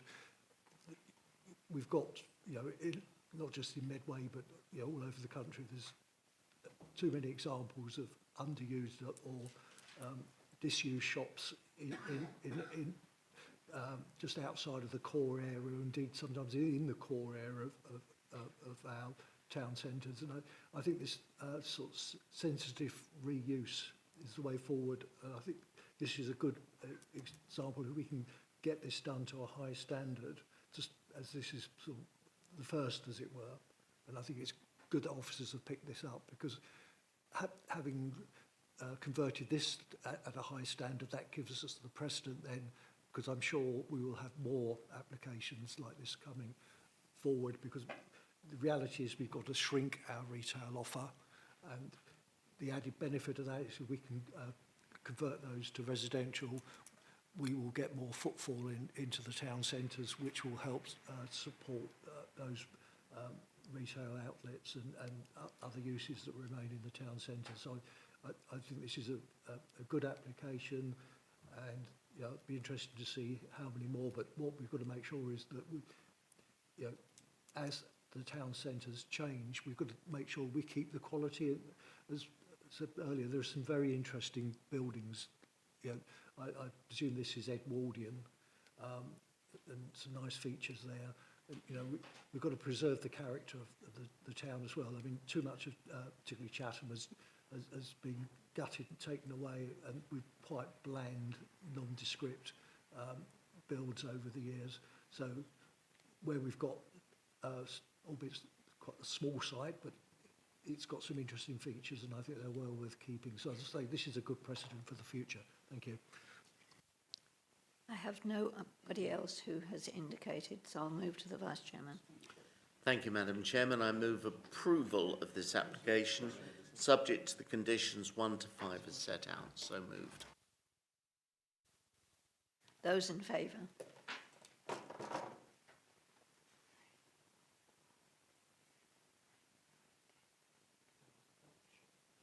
That's 14, Chairman. Thank you. The application for 346C High Street Chatham is approved. So that takes us to Lordswood 10-pin bowling centre. I think that's you, Mr.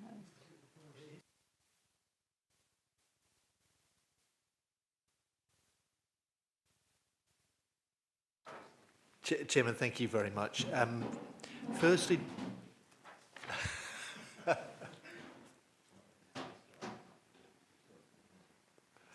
Firstly, draw members' attention to the supplementary agenda advice.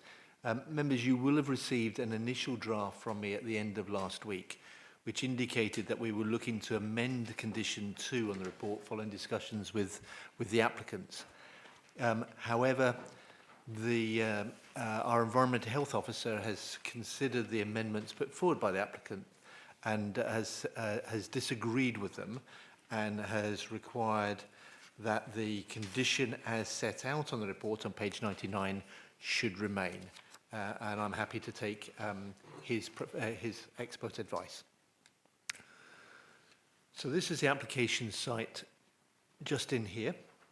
And this is a retrospective part change of use of the building to a restaurant with installation of external door together with installation of security roller shutter to fire escape and installation of intake and extract grills to garden extraction system. So you've got the main car park in this area here, and then you've got a church just in here, and Salton Road is along there, serving this residential area in here, and Newton Close comes up here. Newton Close serves the car park there. Now, the officer has secured amendments to the scheme, because previously the applicants have been indicating the access to the restaurant will be from Salton Road. We had concerns on that. We had concerns because it's adjacent, that access is adjacent to residential properties, but also people being how they are, if that's the entrance, would try to park in Salton Road, and that would cause problems. By requiring the access to be where the existing access to the bowling centre is, and I'll talk through the floor plan shortly, which is just here, that's immediately opposite a public car park, and therefore potential occupiers for the restaurant are more likely to use the car park as a result of that proximity. That's the Lordswood bowling area here, the adjacent church, and that public car park in Newton Close that I was talking about there. And then you've got the front here, the residential properties in Salton Road. There is this, and you'll see it in photographs in a minute, this access to a fire escape just in there. So this is the main entrance. So that's the adjacent church site. So this is the access from Newton Close here and to the entrance to the bowling area there. Then this is the route from Salton Road, which goes up to the fire escape. So the changes that we have negotiated have been, as I said, that making sure that that's the access and main entrance to both the bowling site and also the restaurant. So customers will come in here. There's the 10-pin bowling, go through the bar area here, and the restaurant is proposed in this area here. Then this entrance here will solely be used for servicing and also for staff, but will not be allowable to be used for customers, and there is a condition that reflects that. And then we have the elevations there. So members, if I go back to this plan here as well, they're looking to do a small retaining wall along there, so it's focusing that path there up to the fire escape. So members, your report is very detailed. It's got policy L1, which is about leisure facility protection, and clearly we want to see the bowling retained. The restaurant will still only be 20% of the building, so it is retaining that main leisure use. And then you've got policy R18, which is about outside of core retail areas, allowing what we used to refer to as A3 and now Class E uses. So, but it is very close to the local centre, as members are aware. We still need further details with regard to extraction and fumes, and there are conditions requiring those further details there. We want further information regarding refuse, and condition 3 reflects on that. Condition 4 is that one regarding that use of the entrance there, and also recognising the residential area, a control over hours recommended in condition 5. And subject to those conditions, members were recommending approval. Thank you. Any member? Councillor Golvin, Councillor Potter. I'm very pleased with the officers changing that, because it's a very interesting area, that, because it's very, very mixed. Whilst you've got a busy shopping area, got a healthy living centre close by, you've got the public library. There's also a lot of people live there as well. I think overall this is good, because whilst we've got in both Lordswood and Walderslade, we've got a huge choice of takeaway establishments. What we haven't got in that very densely populated urban area, was, you know, with literally tens of thousands of people live, is many places to go out to eat. There's besides Domino Pizzas, which has got an eating place, but there's only one sit-down restaurant in Walderslade Village Centre, as well as the Oak Public House. Lordswood itself hasn't got a public house anymore. So I think this would be a welcome addition to facilities in our area. But I think there's a good balance here that's been met in protecting the amenity of the people living close by, because they do live very, very close by.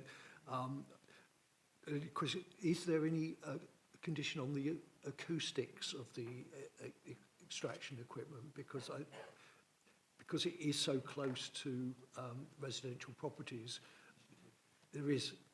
Right, thank you for that. So that, so I think this, yeah, this would be quite welcome for the area. Now with those improvements, I see no problem with this at all. Councillor Potter. Yes, thank you, Chair. Well, I normally take a pretty dim view with retrospective applications. And of course, I'm disappointed this is retrospective, but on this occasion, I'm willing to give the applicants the benefit of the doubt. I think the restaurant will be a good addition to the area. I think there's a natural fit there with the bowling. And I have to say, actually, I do recall my one and only visit to the 10-pin bowling in Lordswood when I was very young. Went to a children's birthday party there, and I thought it was the most amazing place in the world. I think probably at that age I thought that Lordswood was the entertainment capital of the world, and perhaps if Councillor Jarrett was sitting here right now, I'd have to still say the same thing. But nonetheless, I wish them all the best with the application. Thank you. I don't have anybody else who's indicated, so I'll move to the Vice Chairman. Thank you, Madam Chairman. Members, I move the recommendation of approval, subject to conditions 1 to 5 as set out. So moved. Those in favour?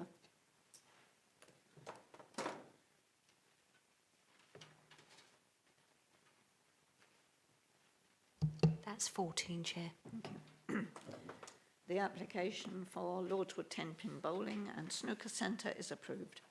That takes us then to Canal Road open space. I think this is the one that Councillor Hubbard is going to speak as ward councillor. And that's, yes.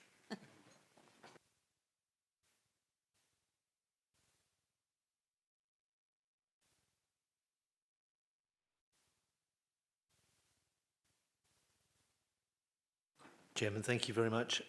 Firstly, draw members' attention to supplementary agenda advice, where you'll see the additional relevant planning history set out there on the second page.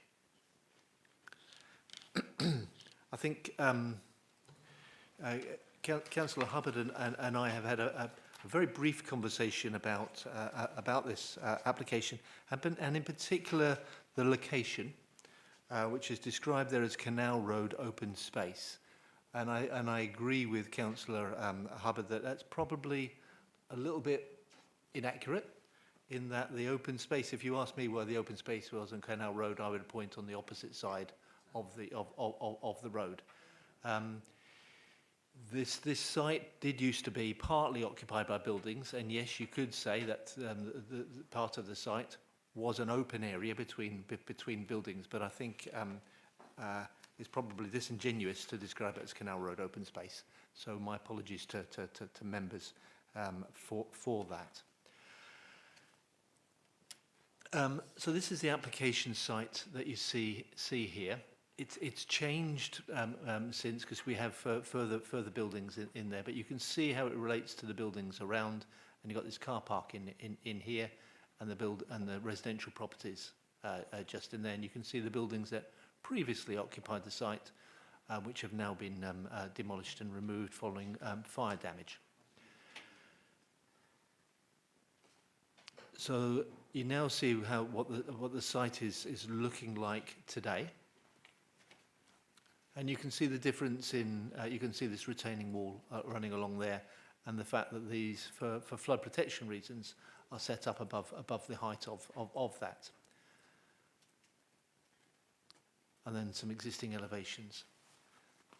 As members will see from the report and the planning history on this, there is a previous approval on here already for a mixed-use car wash and tyre shop, which was granted last year. And that showed a building in here, which is partly to be used for a tyre centre, two bays just in there, and then partly for car wash with a valeting in this area here, and the hand car wash just in that area there, with car parking along here.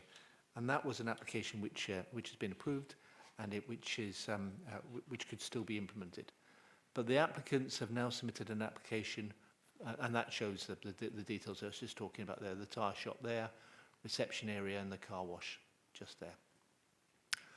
The applicants are now looking to increase the site to take in that area there, and to effectively separate the car wash from the tyre fitting bay. So the tyre fitting bay will now go in here. Then we will have two car parking spaces in there, which will have EV charging points.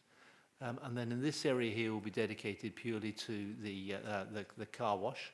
So you'll have a valeting area just there, the hand car wash in there, and the offices associated with the car wash in there, effectively a waiting area, and then a staffing area just there. And then those show the elevation. So that's that existing wall you saw in the photos. So you can see the height difference, slightly higher than that wall, and how it relates to the residential at the back. And then the proposed tyre shop. Members, this has been considered by officers, and subject to the conditions that you see before you, which cover condition 4 is the construction environmental management plan, condition 5 is the hours, condition 6, importantly, is the acoustic assessment, condition 7 is about surface water management, condition 8 is something which has come from the Environment Agency, it's about a verification, then condition 9 there is EV charging points. So subject to those conditions, officers considered that the application was acceptable, and the application is recommended for approval. Thank you, Chairman. Councillor Hubbard. Thank you, Chair. I feel rather disappointed by the application on several levels. One, that I missed the previous application for 1 to 3 Canal Road. I'm not quite sure how that's slipped.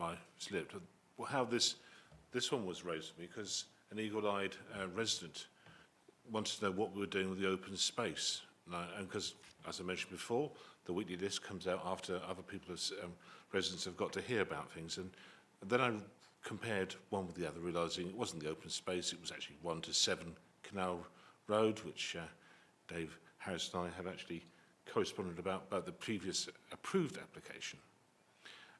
So I'm disappointed I missed, and then disappointed with this application, because the type of people that live adjacent to the original application site are not the type of people who would think about or want to make concerns known about a noisy environment, business next to them. And the nut runners, when they're doing tyres, often are noisy things, you know, and happening 7 days a week, even on Sundays as well, though limited hours. That to me is disturbing, and I think it's not an ideal location for that business. And now looking to move the business slightly further down the road to affect more residents is not desirable. Why am I also disappointed? I'm disappointed that this is the planning application, by the way, that was 1 to 7, and you can see what it is. It's actually flats and office spaces and such like, and it's a mixed use and an ideal proposal for the area, which actually replaced what had been the public house, been a cafe, been some flats, etc. To me, they looked fine. It also matched in with our document, the Strood waterfront, which was actually quite controversial when it was adopted, because in fact it showed that the houses on Kingswear Gardens and Canal Road could be demolished. So we had lots of residents in those Moat and Orbit properties that didn't know and still don't know whether they'll be there long term, because this document exists, and though the Moat and Orbit don't want to maybe knock it down, they don't say they don't not disagree with this document. And this document is showing something which is worthwhile, especially when you've got that large development site which the council has prepared for development, relocated Canal Road, raised it, there's issues about the wall, and then you've got that derelict site, as you know, with dust blowing across it, and the road that goes to nowhere at the moment to the station approach. So I'm disappointed that somehow this document doesn't even get a look in by the planning team. It's not referred to in the previous application that was approved, that's 1 to 3, or this one here. And there's nothing, so no residents raising issues, but they're not the type of people that would. And it's a noisy environment right on top of you 7 days a week.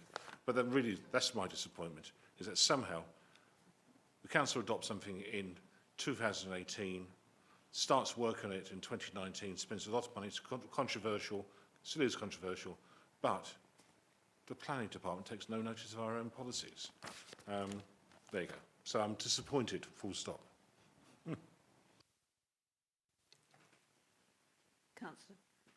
Councillor Golding, Councillor Trenter, Councillor Curry. Well, I have to say I agree with Councillor, but I'm very disappointed. It is, well, extremely disappointed. I think we had a golden opportunity to put something far, far better there, and we've blown it. And I just can't understand why we've blown it. That street has changed dramatically over the last few years. I mean, it was heavy industry at one time. It was an oil and cake mill just along the road at one, in my memory. It's now, the rest of it is all residential. It's looking much better. And then we're taking a backward step. I know the precedent's been set by the previous application, but I am really, really going to struggle, and I'd like officers to say if we have an opportunity to turn this down, because the previous application notwithstanding, because we want to improve the area. And Councillor Hubbard's perfectly right about the noise. There's nothing worse than the noise of a pneumatic device for tightening up nuts on tyres.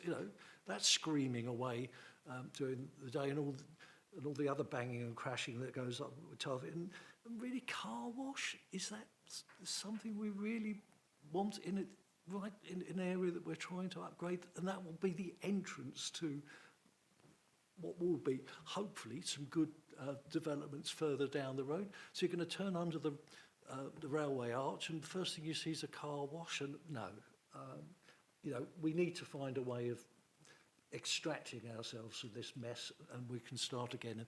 And the flats and things you show, that's the way forward, not this mess. Councillor Trenter. Well, yeah, I agree as well with Councillor Hubbard, Councillor Golding. It wasn't that long ago that my walking to the Strood railway station with my daughter, she spotted that the letter C had fallen off the Canal cafe, which pretty much summed up what it looked like at the time. So it gave us a little moment's amusement.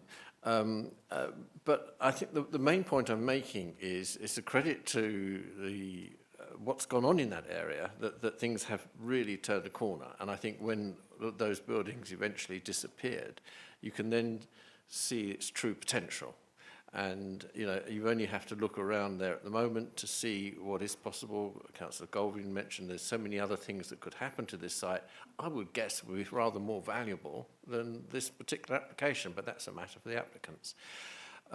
There's no part of this application that I could support or like, and if we were looking for the right words, I would say it would be now completely out of keeping with the area, and I think on the impact on nearby residents and indeed children playing nearby or anyone. There's so many reasons I think we could think of to say that this particular application is not right for that particular location. 30 years ago, maybe yes, not now. Thank you. Councillor Curry. Thank you, Chair. I'll be brief because I'm agreeing with my three colleagues. I think we're talking about the land use issue here. This area is great for development. It would be good for residential development, I suspect. But for this kind of use, I think it's inappropriate. And I think also one of the concerns, I'm totally agreeing with the comments made already, but in addition to that, I would be concerned about the pollution. I appreciate there's a lot of work gone into looking at how you would mitigate the water runoff from a site like this. But you're right next to the River Medway, and we've got so many issues. We've heard what Southern Water have been doing over recent years. To put a facility like this right next to the river, when we know flooding occurs, and the washout from a flood there could cause quite serious pollution issue.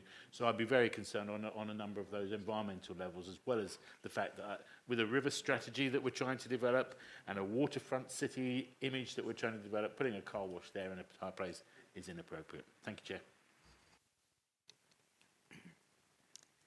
Just to add a little bit to that, the council has had ambitions for Strood waterfront for a considerable period of time.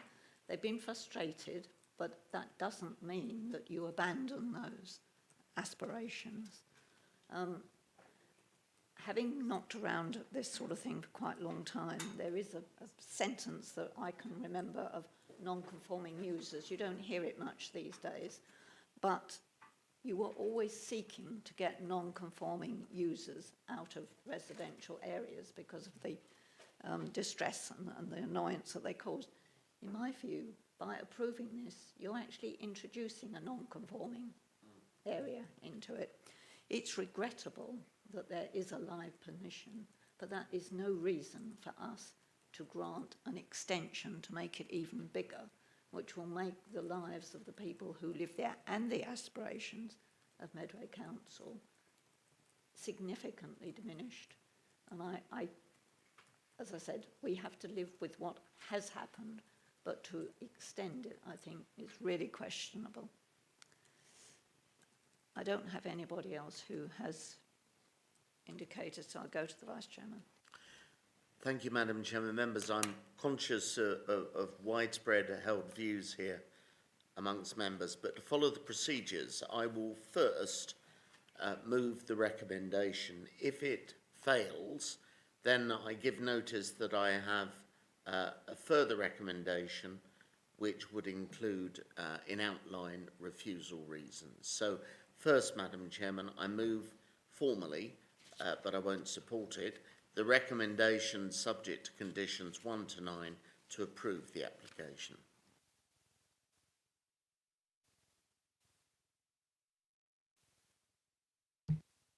That's none, Chairman.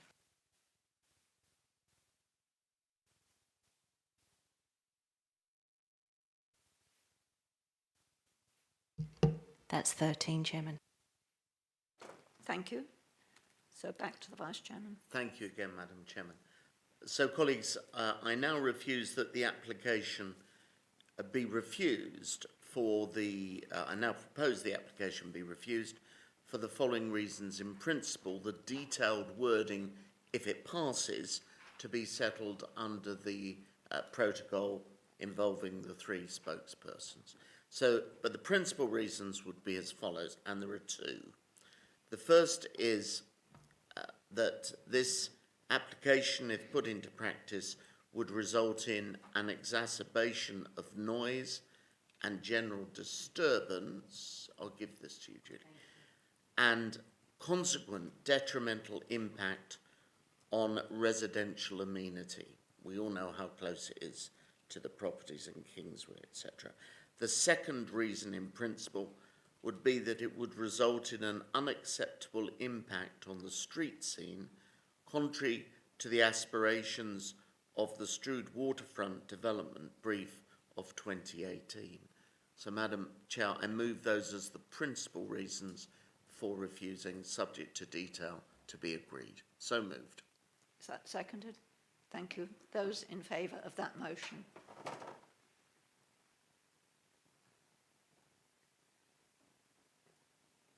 That's 13, Chairman. Thank you. The application for, I've now give it its proper title, Canal Road Open Space, is refused.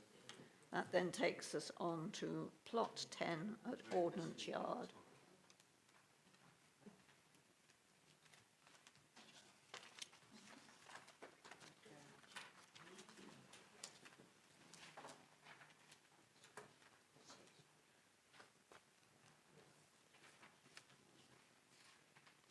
Chairman, thank you very much. Members will recall that in October 2022, you considered an application for the construction of a detached dwelling with associated landscaping works and new vehicular access to Upchat Road. And this was our first what's called paragraph 80 dwelling in Medway, i.e. a dwelling of exceptional design.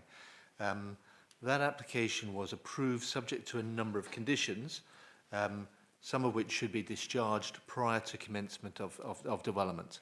And what's come in is, and is in front of you today, is in relation to condition 7, which is a construction and environmental management plan during construction, footpath management, ecological mitigation, and roosting bats.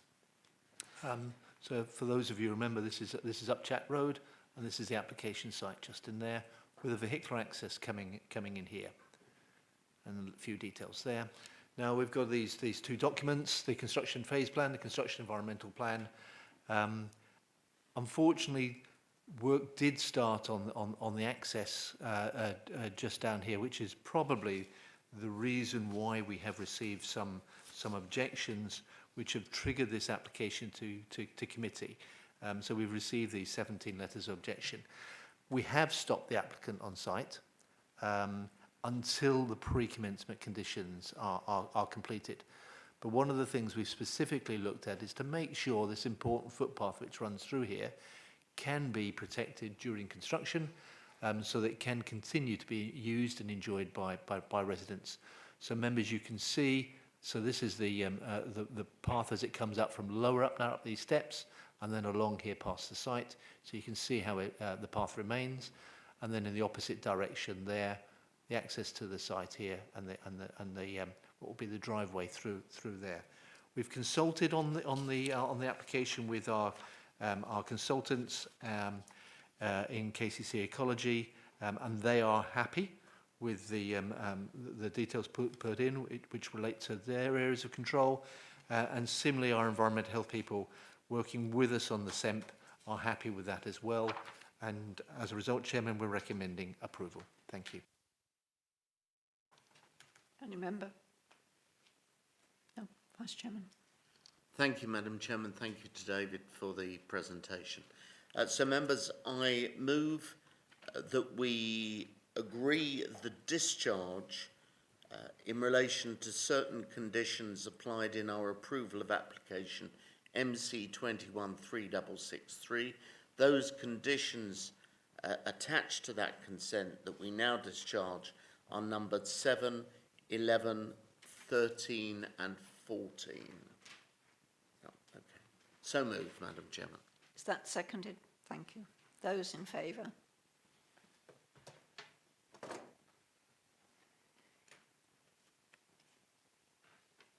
That's 14, Chairman. That is therefore approved. That concludes the business for this meeting. Thank you very much.